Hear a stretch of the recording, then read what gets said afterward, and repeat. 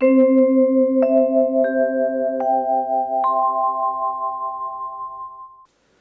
प्रसाद तो ले जाकर घर में रख दोगे या खा लोगे, चांदी आंदी का पात्र होगा तो वो भी रख दोगे, क्या जाता है। इसलिए एकदम सहज, कहीं लूटा झपटी न हो। यहां रमा क्रीड बभोर नप, बाबा बड़े आनंदित हैं। किंतु बाबा को लगा कि ऐसे उत्सव में मैंने कंस की सेवा नाय करी तो गोपान गोकुल रक्षायाम निरूप्य मथुराम गतः, गोपालों को गोकुल की रक्षा में लगा करके नंद कंसस्य वार्षिक्यम करम दातुम कुरुद वह, कंस को कर देने के लिए बाबा गए।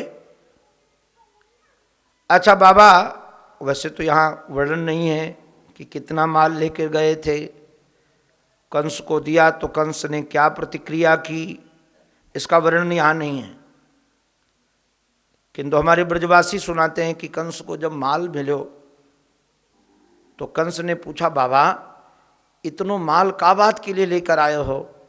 बोले आपकी कृपा से मेरे घर में छोरा भयो है। महाराज इतना माल लेकर गए थे कि कंस बड़ा खुश था। तो कंस बड़े प्रसन्न होकर के कहता, बाबा अपने छोरा को मेरो भी आशीर्वाद दीजियो, वाके जितने दुश्मन हो जल्दी से जल्दी मर जाएं, और मेरी वाको दुआ लगे, मेरो आशीर्वाद लगे।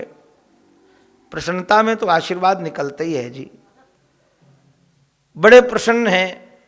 वैसे तो हर बार जब कभी मथुरा जाने का अवसर मिलता था नंद बाबा को, तो दोनों की मित्रता थी, बड़ी अभिन्न मित्रता थी श्री वसुदेव जी की और नंद बाबा की, और आपस में बहुत विश्वास था।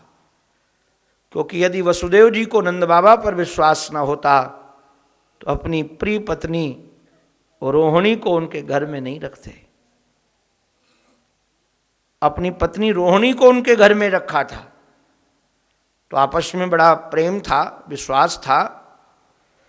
किंतु अब की बार हमारे श्री नंद बाबा वसुदेव जी के यहाँ नहीं गए।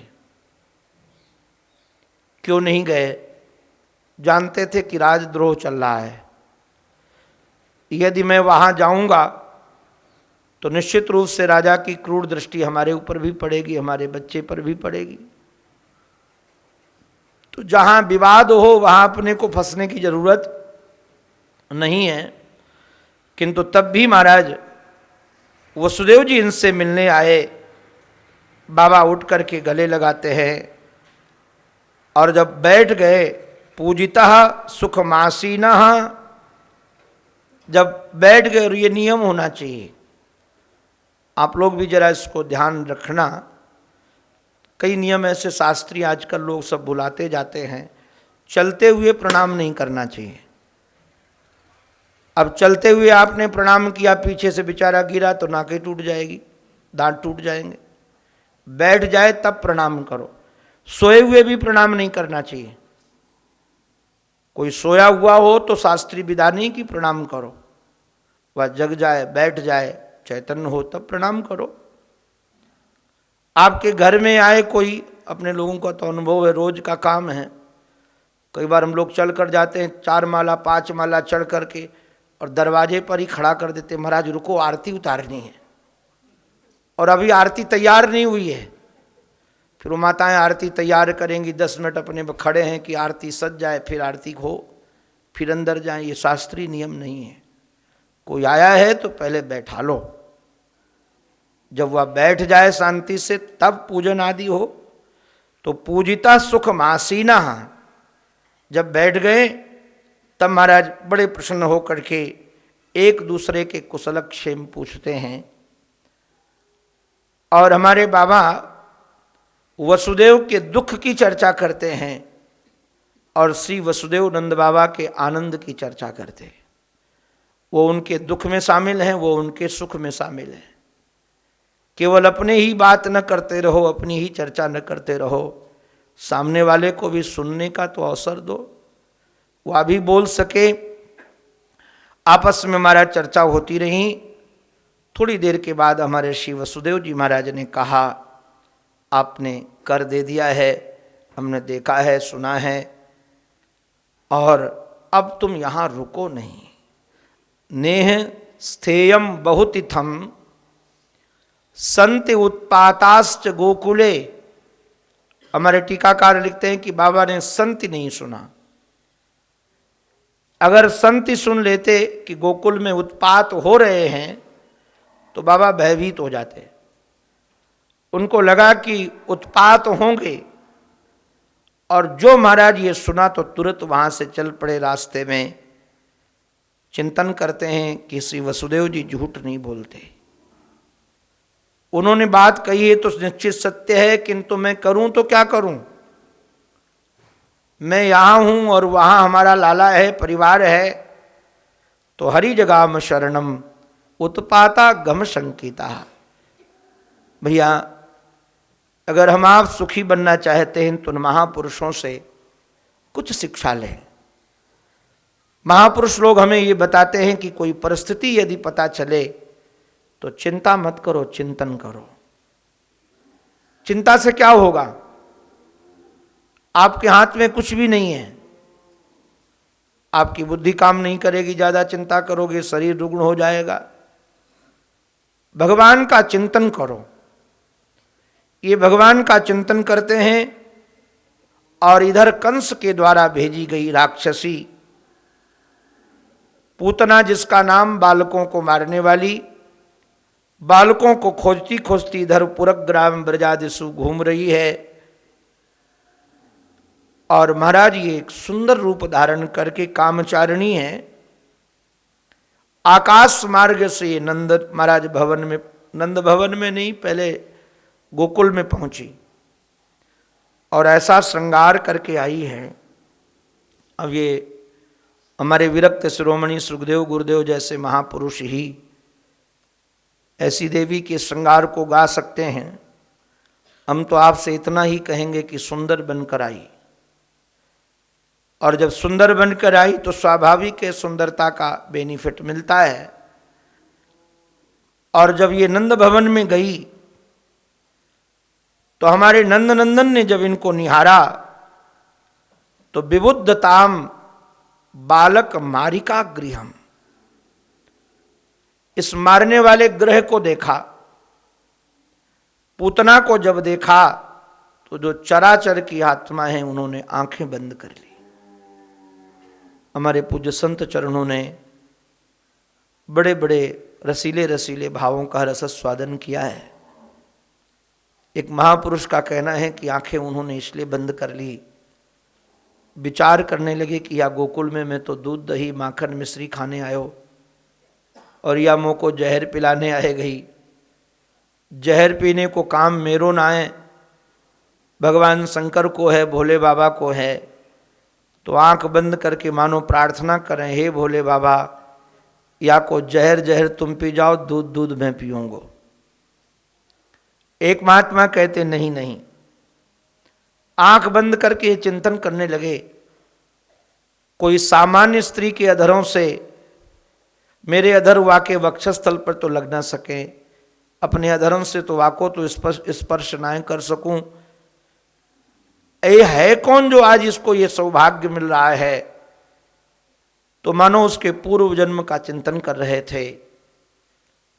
कई महात्मा कहते नहीं नहीं, ठाकुर जी ने विचार किया कि यदि मेरी आंखें खुली रहेंगी तो इसका सच्चा स्वरूप प्रकट हो जाएगा, क्योंकि मम दर्शन फल परम अनुपा, जीव पाव निज सहज स्वरूपा।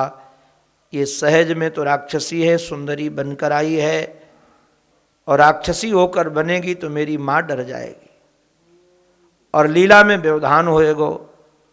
या वजह से कहा लीला पूरी हो जाए, मुझको आंख बंद ही रखनी है। अथवा भगवान ने विचार किया कि मेरे पास आ गई और मैं तो तार दूंगा, विधाता मेरे से पूछेंगे कि तूने या मैं कौन सो गुण को दर्शन कर लियो जो या को उद्धार कर दियो, तो मैं बताऊंगा कौन की कौन या में गुण है। तो अगर मेरी आंखें बंद रहेंगी और ब्रह्मा मेरे से पूछेंगे तो मैं कह दूंगा मेरी आंख बंद थी और वो चली गई। हम लोग भी यही करते हैं जी। जब मेरे पास कोई माल ना हो नंद उत्सव में, सब खत्म हो जाता है, तो कोई परिचित आता है तो मैं उधर देखता ही नहीं हूँ। अगर देखूंगा तो कहेगा मुझे दिया क्यों नहीं, यहाँ माल है नहीं। तो मैं ऐसे देखकर देखता हूं कि वो जाने की मेरी आंखें ही नहीं पड़ी। किंतु कई जबरदस्त होते हैं जो मेरी टांग पकड़ के हिलाते हैं, बाबा जरा देख सही। तो फिर जो दिखता है सो दे देता हूं कि ले जा भाई। तो मैंने निवेदन करा तो भगवान ने विचार किया, आंखें इसलिए बंद कर ली कि हम उसे देखे ही नहीं, विधाता को क्या बताएंगे। कई भाव हमारे रसिकों ने, एक और बहुत रसीला भाव है। एक हमारे संत कहते ठाकुर जी की आंखें बड़ी रसीली है, और ऐसी आंखें हैं, इनकी आंखें जिस आंखों से टकरा जाएं उसके दिल में प्यार हो जाए। इसलिए तो हमारे संत कहते हैं, देखो री या नंद का छोरा बरछी सी मारे जाता है, बरछी सी तिरछी चितवन से पैनी छुरी चलाता है। हमको घायल देख बेदर्दी मंद मंद मुस्काता है, ललित किशोरी जख्म जिगर पर नौनपुरी बुरकाता है कि भुरकाता है, हाँ बुरकाता है, नौनपुरी भुरकाता है, पर छिड़क रहा है नौनपुरी, नौन माने नमक ही। तो ये जो हमारे श्याम सुंदर है, इनकी आंखें बड़ी रसीली हैं और ये कामचारिणी है, उतना है कामचारिणी। तो विचार किया कि ये कामचारिणी है और मेरी आंखें इससे टकरा गई, इसको हो जाएगा हमसे प्यार, और जो ये काम करने के लिए आई वो कर नहीं पाएगी, और वो कर नहीं पाएगी तो मैं उद्धार नहीं कर पाऊंगा। क्योंकि चाक्षुष प्रथमा रागाः, राग चालू होता है आंखों से। तो भगवान ने कहा बस आंखें बंद रखो, और आंखें महाराज इनकी बंद थी। हमारे श्री सुखदेव जी महाराज एक बात और भी महाराज विलक्षण कहते हैं, पूतना ने पालने से श्याम सुंदर को उठा लिया और उठा करके यशोदा मैया की, हमारे महाराज जी तो बड़े रसीले भाव में बताते हैं, महाराज जी तो महाराज गृहस्थ आश्रम से भी निकल कर आए थे ना, तो कई बातें ऐसी बोल देते हैं कि हम लोग तो बोल ही नहीं सकते, बड़ी रसीली बातें बोल देते हैं। तो महाराज जो उनको गोद में उठाया और उठाकर गोद में लेकर यशोदा को कहा कि अरे यशोदे, तुझे बहुत दिनों के बाद छोरा हुआ है तो तुझे छोरे की पहचान नहीं है, देख या छोरे के मुख को देख करके लगे कि या को भूख लगी है। अब तेरे छोरा हो रहा तो भयो ना, या वजह से तू छोरा को जाने न, यो को कौन सो छोरा भयो तो जो या को पता है। कहा कि तुम्हें पता नहीं है कि इसको भूख लगी, इसकी आंखें बता रही हैं, मुख बता रहा है। यशोदा मैया सोचने की देख मेरे छोरा को कितनों प्रेम करे, कछु बोली ना है। किंतु महाराज या को भ्रम हो गयो। क्या भ्रम हो गया? बड़ा खतरनाक भ्रम है। अगर रज्जू में, रज्जू माने रस्सी में किसी को सर्प का भ्रम हो जाए तो डरेगा किंतु मरेगा नहीं। कोई महाराज कमजोर दिल वाला हो तो कहो मर भी जाए, हार्ट अटैक हो जाए वो अलग बात है, किंतु ऐसे जल्दी मरने वाला नहीं है। किंतु किसी को सर्प में रस्सी का भ्रम हो जाए, सर्प में रस्सी का भ्रम हो जाए, पड़ा हो विषधर सर्प और लगे कि रस्सी पड़ी काम आएगी, उठा के ले चलो, तो मरेगा कि नहीं मरेगा? यही भ्रम हो गया हमारी मौसी जी को। तो मौसी हमारे कन्हैया की हैं तो हमारी भी हैं। तो अब महाराज ये भ्रम हुआ और जो उन्होंने उस बालक को उठाया और श्याम सुंदर ने महाराज देखा कि उसने अपना वक्षस्थल खोल करके तस्मिन् स्तनम दुर्जर वीर मृडवनम, महाराज जिसमें जहरीला से जहरीला कालकूट जैसा जहर लगा था स्तन में, वो स्तन उनके मुख में देने लगी। हमारे ठाकुर जी गाढ़म कराभ्यान भगवान प्रपीड्य तत्, भगवान ने दोनों हाथों से महाराज मजबूती से स्तन पकड़ लिया और स्तन पकड़ करके जो उनके मुख में स्तन दिया तो प्राण ही समम रोष समन्वितो पिबत। और रोष का अभिप्राय भगवान शंकर ही टीकाकार ने किया है, मानो पीने लगे, और जो पीने लगे तो महाराज चिल्ला पड़ी, सा मुंच मुंचाल मिति प्रभाषणी। छोड़ छोड़ छोड़ छोड़। हमारे महाराज जी ने तो सुना है कि एक रोग होता है, बच्चों को लग जाता है, जिस रोग का नाम होता है पूतना रोग, और बच्चों को महाराज उसके मंत्र झाड़ा जाता है, उसमें भी उस रे मुंचने रे पूतने मुंच मुंच, तो यहाँ उल्टा हो गया। पूतना झाड़ने के लिए मंत्र बोला जा रहा है, आज पूतना ही मंत्र बोलने लगी, उल्टा हो गया ना।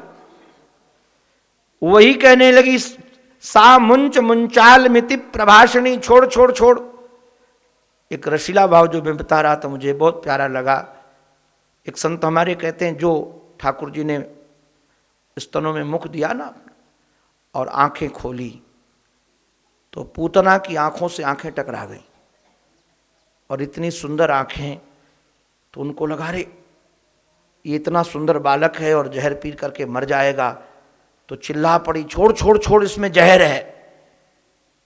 कन्हैया ने कहा, अब जो कुछ भी हो मैं छोड़ूंगा तो नहीं, अब छोड़ने वाला नहीं हूं।